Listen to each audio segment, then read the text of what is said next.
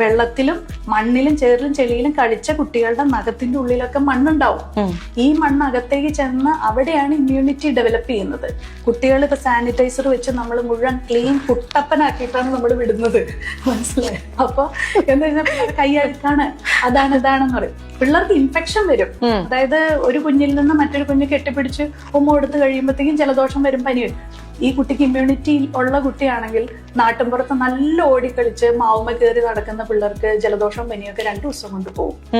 ബാക്കിയുള്ള AC-യിൽ ഇരുന്ന് റിമോട്ടും വെച്ച് കളിച്ച് അല്ലെങ്കിൽ മൊബൈൽ എടുത്ത് കളിച്ച് ഫുൾ ടൈം TV നോക്കി ഒരു അരമണിക്കൂർ മാത്രം അതിനെ പാവം പാർക്കിൽ കൊണ്ടുപോയി തിരിച്ചു കൊണ്ടുവരുന്ന പിള്ളേർക്ക് ഗട്ട് ഹെൽത്ത് വളരെ മോശമാണ്. ആ കുഞ്ഞുങ്ങളെയാണ് എൻ്റെ ഇതിനകത്തേക്ക് ആസിഡ് റിഫ്ലക്സിന് ഇപ്പോഴേ അവർ കൊണ്ടുവരുന്നത്. നമ്മുടെ കാര്യമോ പോയി, ഇനിയുള്ള ജനറേഷനെങ്കിലും നമുക്ക് രക്ഷിച്ചുകൊണ്ട് വരണമെങ്കിൽ അവരെ പ്രകൃതിയായിട്ടൊന്ന് അനുവദിക്കുക പേരൻസ്. ഏത് സമയം പഠിത്തം എന്ന് പറഞ്ഞാൽ എന്നിട്ട് അവർ വിചാരിച്ച എക്സ്പെക്ടേഷനിൽ എന്താ ഈ പിള്ളേർ എന്തായാലും ആവാൻ പോകുന്നില്ല, അവരെ അവരുടെ വഴിക്ക് വിടുക, കുറച്ച് കളിക്കാനൊക്കെ സമ്മതിക്കുക. എത്ര പിള്ളേരെ ഫ്രസ്ട്രേറ്റഡ് ആയിട്ട് വീടിൻ്റെ ഉള്ളിലിരിക്കുന്നത്. അപ്പോൾ അവരെ നമ്മൾ കുറച്ച് സൂര്യപ്രകാശം കൊള്ളിക്കണം, കാറ്റ് കൊള്ളണം, മഴ കൊള്ളണം, എല്ലാം കൊണ്ട് അവരുടെ ആഗ്രഹത്തിനൊക്കെ വിടുക. കുറച്ച് മണ്ണിലൊക്കെ ഇത് ചെയ്ത് ബെയർ ഫുട്ട് വാക്കിംഗ്, ഇതൊക്കെ മനുഷ്യൻ എന്ന് നിർത്തിയോ അന്ന് തുടങ്ങിയതാണ് അവരുടെ വയറിൻ്റെ അസുഖം.